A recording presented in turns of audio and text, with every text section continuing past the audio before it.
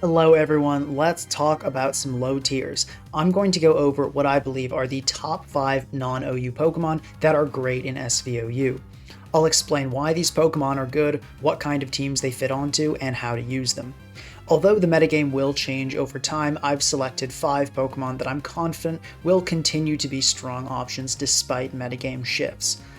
I'm going to be going in order of least to most effective in OU, with number 1 being what I consider the best low tier Pokemon in OU, so make sure to stick around till the end.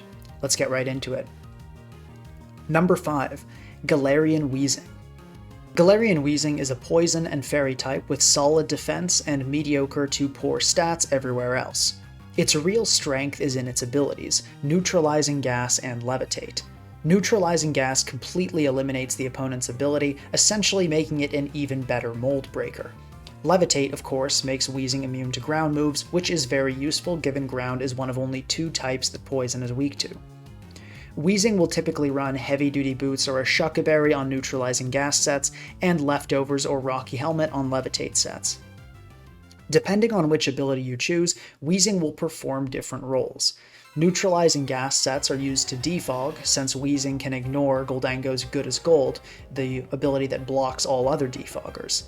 This makes Weezing one of the most reliable sources of hazard removal in the tier. Neutralizing Gas does have other interesting applications, like preventing booster energy from activating, preventing abilities like Drought and Drizzle from setting weather, and making Gliscor take damage from poison, but the main reason it's used is defog. Levitate sets are often used as removal as well, simply exchanging removal reliability for walling ground type Pokemon. Galarian Weezing also does get the ability Misty Surge, which is a niche option on some hyper offense teams, but given this archetype has about 0.1% usage in OU, I'm going to ignore it for this video. Both Levitate and Neutralizing Gas sets are EV invested with HP and defense, and run moves like Defog, Will-O-Wisp, Toxic, Pain Split, Strange Steam, Sludge Bomb, and Toxic Spikes. Weezing is typically used on bulkier teams, either as a Levitate wall or reliable removal. Weezing doesn't have the speed or power to keep up with a more offensive team, and it would end up being a passive drain on momentum if used on offense or hyper offense. Balance and bulkier is definitely the place for Weezing. Neutralizing Gas sets work well with Pokemon that desperately want removal, notably breakers like Ogerpon Wellspring, Hoopa Unbound, and Curem. Both Neutralizing Gas and Levitate sets have no reliable recovery, as Pain Split is quite easy to play around, so Weezing is often paired with Alomomola. Thanks to Weezing's high defense but poor HP stat, Alomomola can heal Weezing almost completely with just a single wish. For the teams that need Weezing's reliable removal or the unique defensive capabilities offered by a Levitate set, it's a great choice. Weezing isn't yet OU for a reason though. Other than defense, it has poor stats across the board, and you can really feel the stats when you play it. Everything does a ton of damage. Even with Wish Passing, and especially without, you can't count on Weezing to survive very long. Even the Pokemon it switches into deals significant damage to it, and as I said, it relies on Wish or Pain Split for healing. Don't put Weezing on your team if you're wanting an incredible physical wall, but rather if your team desires the unique qualities it offers. Number 4. Tinkaton. Tinkaton has the incredible Fairy and Steel typing. It has mediocre stats across the board, but a passable HP, speed, and special defense. Like with Weezing, the main strength of Tinkaton is not from stats, but rather typing and ability. Mold Breaker allows the user's moves to ignore the opponent's abilities. This means Tinkaton can Thunder Wave Gholdengo and set hazards on Hatterene. Pickpocket is another great option, allowing Tinkaton to steal an item if a Pokemon makes contact with it or if it makes contact with a Pokemon, as long as it's not holding an item. Pickpocket works very well with the most common item Tinkaton runs, Air Balloon. The balloon gets popped, leaving Tinkaton free to steal items. A Pokemon breaking Tinkaton's Air Balloon with a physical attack will even lose its item that very turn. Although Air Balloon is the most popular, some Tinkaton choose to run Leftovers for longevity. Tinkaton has a very specific role in SVOU, but it does it very well. Set Stealth Rock, resist Fairy and Dark types, most notably Darkrai, and annoy the opponent with moves like Thunder Wave, Knock Off, and Encore. Tinkaton will almost always run Stealth Rock and Gigaton Hammer, its incredible 160 base power steel move that does not make contact. And then, for the next 2 slots, it will run some combination of Thunder Wave, Knock Off, and Encore. The main issue with Tinkaton is longevity. It has no recovery. Unlike Weezing, which tries to compensate for that with Wish users, Tinkaton prefers to overcome the struggle by simply being used on faster-paced teams. Tinkaton can be used on anything from bulky balance to hyper offense. The teams that use it just don't rely on Tinkaton being around forever, and ensure progress is made through breakers or entry hazards. Options like Thunder Wave, Encore, and Knock Off ensure that Tinkaton isn't too passive, despite having poor offensive stats. Nothing is going to be setting up easily or bringing breakers in on your Tinkaton, unlike a more passive hazard setter like Clodsire. A Tinkaton's poor offensive stats can still be taken advantage of, though, mainly by Gliscor. Since Gliscor is immune to Thunder Wave and doesn't care about Knock Off once Toxic Orb is active, all Tinkaton teams should make sure they have a good switch into Gliscor, otherwise the matchup will be a nightmare. Ultimately, what makes Tinkaton so good is the roll compression it offers. Nothing else can set Stealth Rock and provide such a good Fairy and Dark Resist in one slot. It's not right for every team, but if you need these 3 things, Tinkaton may be the choice you need. Number 3.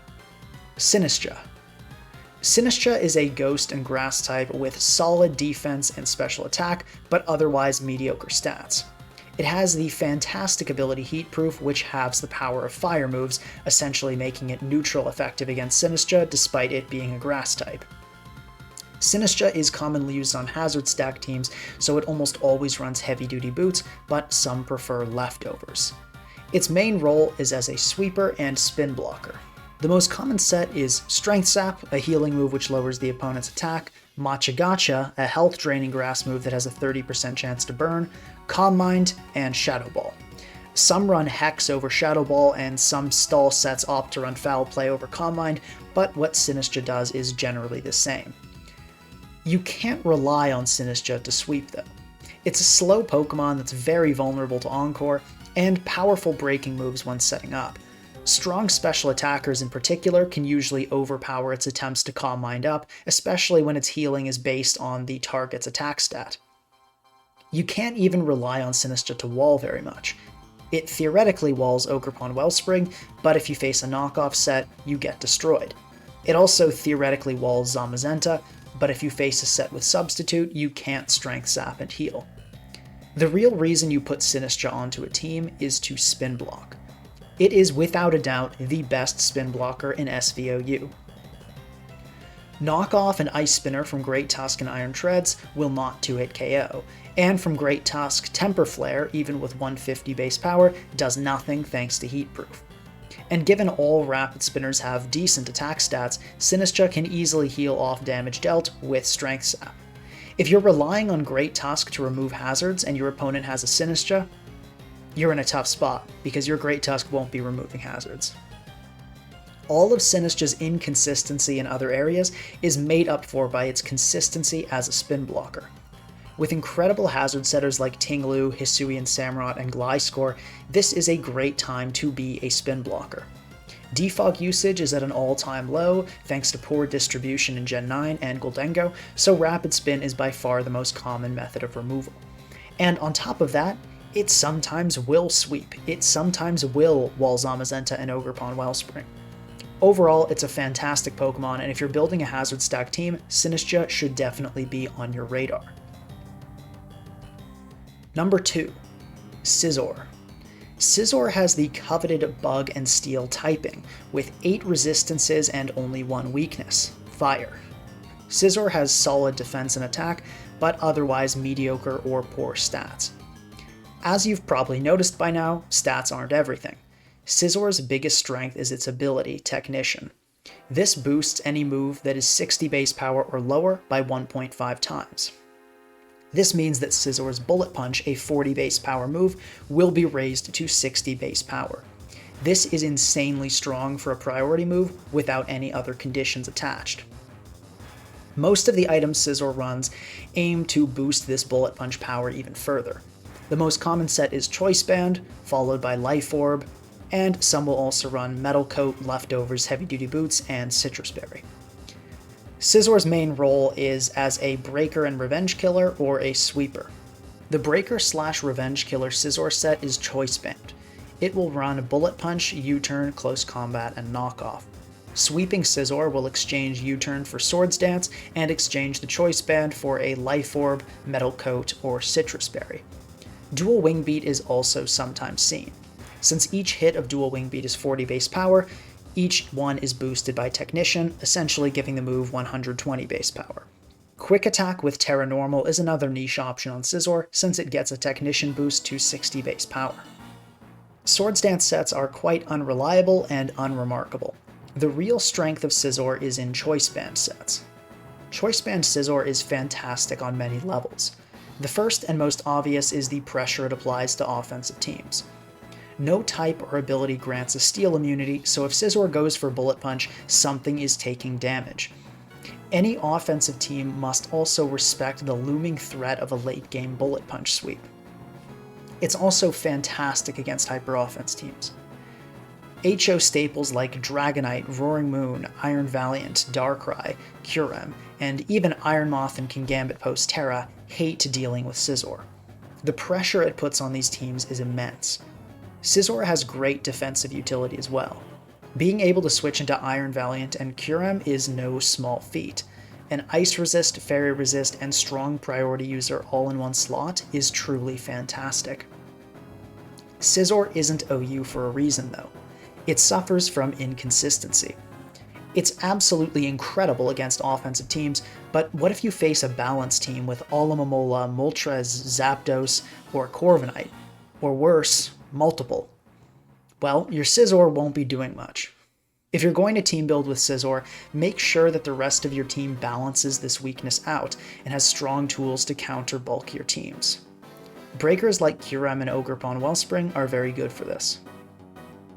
Before we get to the #1 low-tier Pokemon in SVOU, please remember to subscribe, like, and leave a comment if you're enjoying the video. It helps out a lot and lets me know I should make more videos like this. Now for #1. The best low-tier Pokemon in SVOU is Lokix. Lokix is a Dark and Bug-type Pokemon with the worst base stat total on this list. It has decent attack, mediocre speed, and terrible everything else. But once again, the strength of Lokix is in its ability, Tinted Lens. Tinted Lens makes not very effective moves double in power, essentially making them neutral effective. The only way to resist a hit from Lokix is to find a 4x resist. These 4x resists will take damage as if they're only 2x resists, but it's the best you can do against a Tinted Lens Pokemon. This ability is incredibly fearsome when paired with the strongest priority move in all of Pokemon, First Impression. This 90 base power move has +2 priority if used the first turn the user is on the field, and fails otherwise. This means that it outpaces moves like Bullet Punch, Aqua Jet, Grassy Glide, Sucker Punch, Vacuum Wave, and more, even if those moves are used by a faster target, as long as it's the first turn. To boost the power of First Impression, Lokix most commonly uses a Choice Band. Some sets run Heavy Duty Boots to mitigate Lokix's weakness to hazards, but the most successful Lokix teams all utilize Choice Band. With Choice Band and First Impression, Lokix earns the title of Best Sweeper Stopper in SVOU. With Terra Bug, Lokix gets a one-hit KO on almost every sweeper in the metagame, needing only minimal chip for some threats. The mechanics of Terra are especially beneficial for Lokix. It can freely use Terra Bug, since it really doesn't care about coverage, thanks to Tinted Lens, and if any opposing Pokemon use Terra, now it literally cannot resist Lokix. Remember what I said, that to get an actual resist to a Tinted Lens Pokemon, you need a 4x resist. A single type Pokemon, which every Pokemon that uses Terra is, cannot ever resist a hit from a Tinted Lens Pokemon. This means that any sweeper that tries to Terra out of dying to First Impression will be very disappointed. Lokix does do more than just kill sweepers and one-shot its way through offensive teams though. It has a very nice Stab Tinted Lens U-turn to pivot out of threats it can't break, Stab Tinted Lens knockoff to remove items, notably rocky helmets and heavy-duty boots from birds that try to switch in, and it has Leech Life to keep itself healthy. As you've probably figured out from my explanation, Lokix pops off against offensive and hyper-offensive teams. Against bulkier teams, things are a lot less great. Bulky staples like Alomomola, Corviknight, Moltres, Zapdos, and Gliscor can shut Lokix down pretty hard. Lokix is a lot like Scizor in this regard, and the solution to this problem is the same. Make sure your team compensates for this weakness. Pair Lokix with Pokemon that threaten bulkier teams. Things like Kyurem, Ogerpon Wellspring, Hoopa Unbound, and other breakers are great partners for Lokix. You'll also want to make sure you run it on a bulkier team. After Lokix gets a kill with the Choice Band First Impression, your opponent will be able to bring in any Pokemon and click whatever they want for free as you switch out. If your team has no defensive backbone, you'll probably lose a Pokemon to whatever breaker your opponent has every time you click First Impression.